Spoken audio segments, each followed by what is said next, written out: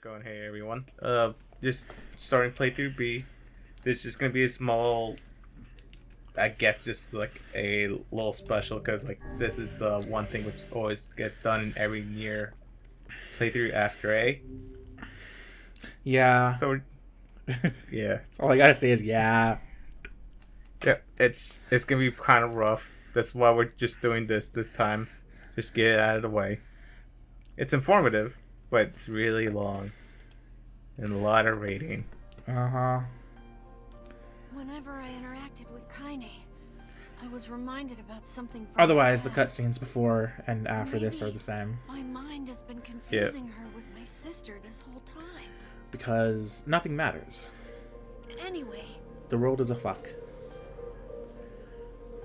Yeah. But yep, time to unlock Kaine from the stone again. Yeah, I guess so.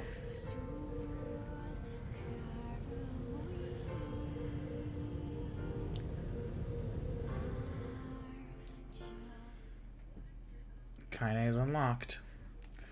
Kaine's dreams discrimination. Alright, should I start reading? Yeah. Alright. The sound of rain filled the village. The steep cliffs that surrounded the area magnified sound, causing even the slightest drizzle to rattle like a thunderstorm. Thin wisps of smoke streamed from huts as the villagers huddled in their homes and waited out the rain. A single child, however, had braved the downpour and was now wandering slowly through the wooden, hawk-shaped weather vane at the center of town. The wanderer reached the vein, which had existed for as long as any could remember, and stared. The child's face was simultaneously delicate and fierce, like a teacup that had survived a shipwreck. Those traits combined with pale white skin to give the face an almost sexless quality. If the beak turns east, I go home. If it stays west, then I... The child blinked. Rain slowly dripped down the young one's short hair and began its long descent into the ground. Come on. Come on. The child felt a slight breeze and watched as the vein slowly creaked to life. Spinning this way and that for a moment, it finally settled with the beak pointing firmly toward the east. East? Really? Before the vein could move again, a jagged rock came spinning and tumbling through the air, striking home against the child's head. The force of the blow dropped the child to the ground as a hail of stones began to fall all around. Oh no, they found me. A heartbreaking smile crept across the child's face as the stones continued their assault. Through the rain, the sound of multiple footsteps grew louder before a voice rang out. Yoo-hoo, Kaine! The voice belonged to Demo, worst of the bullies in the area. As Kaine struggled to stand, a final stone came skittering through the mud and bounced against her foot. Blood oozed from a cut above her eye, and blurred her vision, because she could make out the shapes of Demo and his usual gang of idiots. The boy seemed taken aback for a moment by Kaine's seeming indifference to the blood dripping from her face, but quickly regained his bravado. What's up, freak? You like the rain? You like getting all wet? Or did you finally decide to run away from home? Though she knew it was futile, Kaine turned to leave. Before she could get more than a few steps, the other children scrambled to surround her, cruelty burning in their eyes. Kaine knew those were not the only eyes on her. The tormentor's parents watched from the safety of their homes. She was attuned to this sensation. It was one she had experienced many times before. While some villagers simply turned a blind eye to the actions of their children, many encouraged it openly. In a society ruled by superstition and fear, Kaine was something to be hated, and if possible, destroyed. I didn't say you could leave, freak. Demo's words chewed at her like a worm through an apple. He can't hurt me, she lied to herself. Be strong, be brave, he can't hurt me. He can't hurt me. He can't hurt... Oh, look, the little freak's gonna cry. What's wrong? Are you sad that everyone hates you and wants you dead? Kaine prayed for the rain to flood down and carry her away from a world that seemed to have no place for her. But if there were gods, they chose to ignore her. As Demo crept ever closer, the clouds began to thin and the rain slowed. Even the weather hates me. I'm useless, a failure. I wish Demo's rock had taken my head off. Kaine couldn't meet Demo's leering gaze. She lowered her eyes and stared at the muddy ground below. The bully moved forward until he was inches away. She could smell the scent of old meat on his breath. Ew. Yeah, it's not great. The boy grabbed Kaine's face with thick fingers and yanked it upward. She tried to turn away, but he forced her gaze back and jammed his thumb against her eyelid to pry it open. Ow. Yeah. Show me. No. Did you just say no? Demo grinned evilly. You don't say no to me. No one says no to me.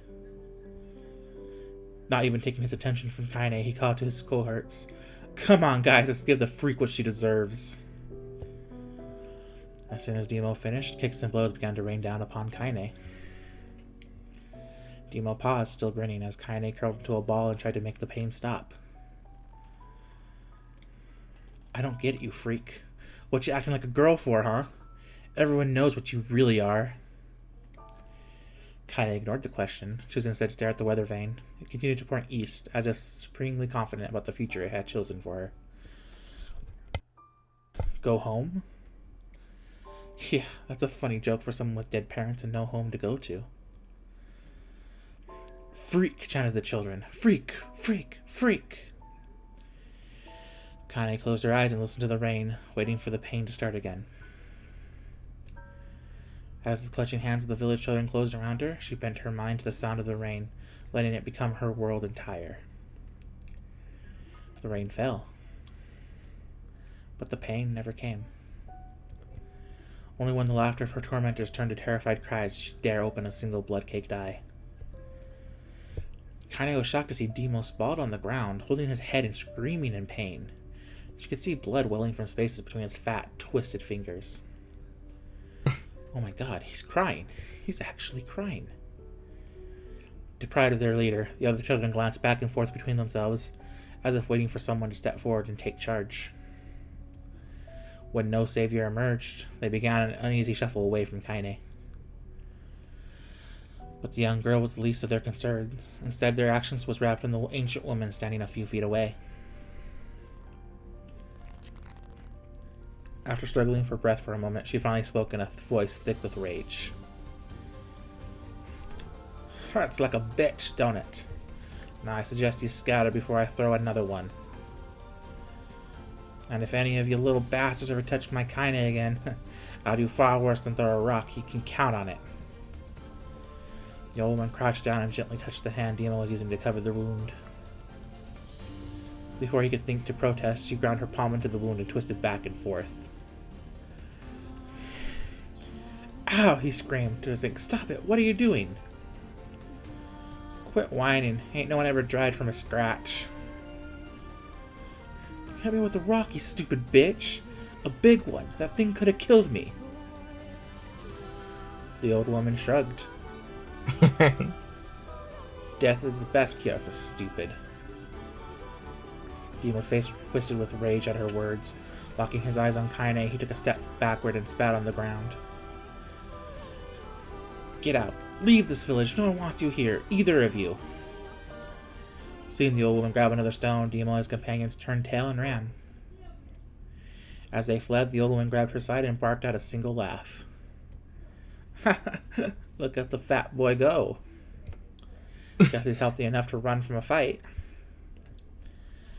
The woman's smile faded as she turned her attention to Kaine.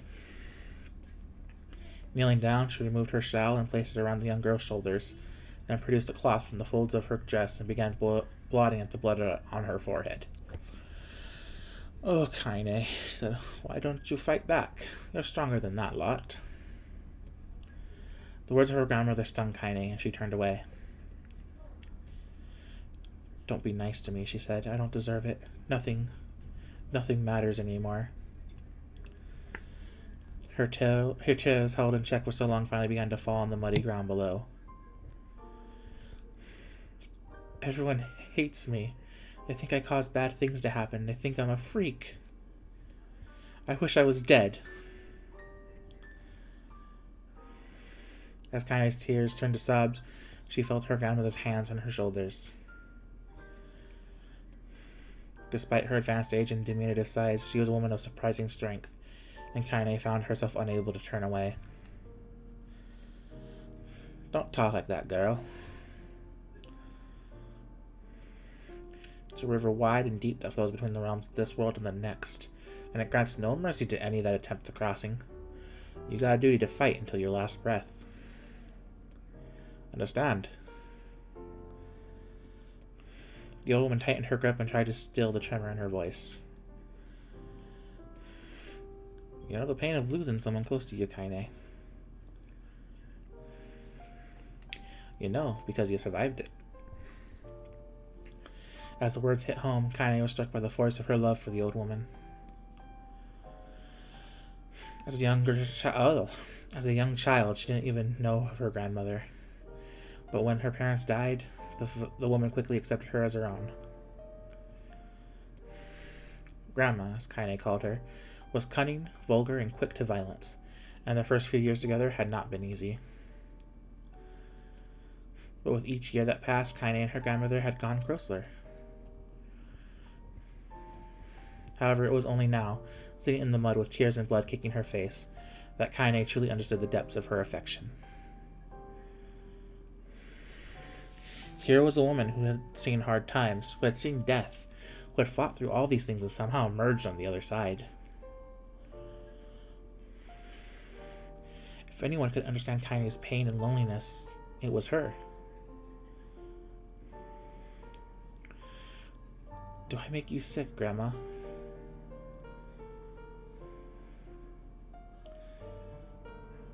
Of course not. Don't be an ass. Kaine drew her grandmother's moth-eaten shawl around her body and shuddered. But my body...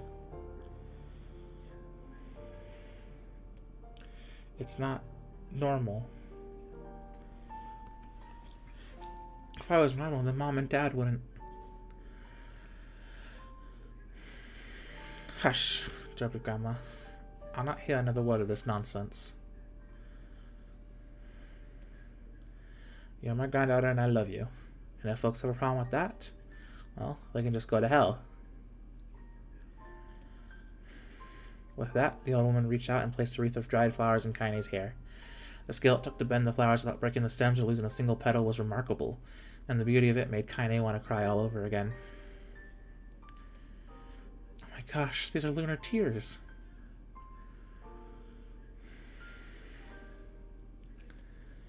Grandma, you made this for me? Lunar tears were legendary flowers. Most people could live their entire lives without ever seeing one, and yet her grandmother had somehow collected a dozen or more.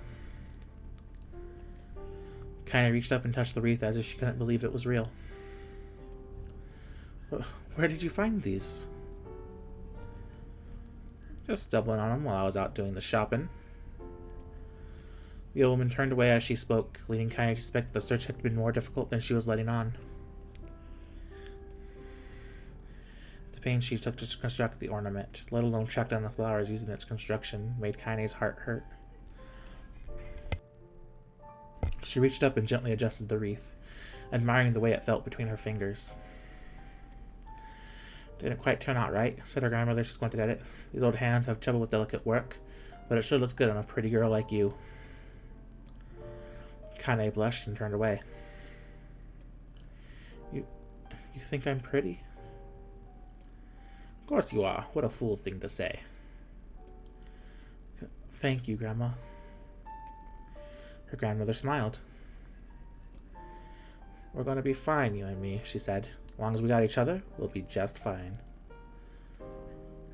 Kaine took her grandmother's hand in hers, and the two of them struggled to their feet. As they began the long walk home, Kaine gripped the hand with all her might, as if trying to stop smoke from drifting away on the wind. The rain had stopped.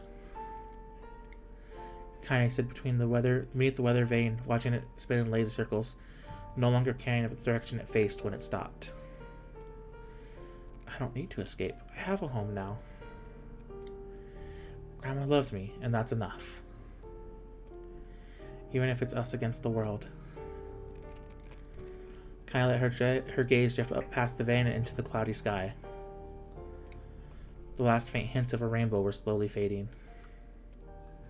As she turned and headed home, the light scattered into a million particles and vanished, seemingly taken away on the breeze.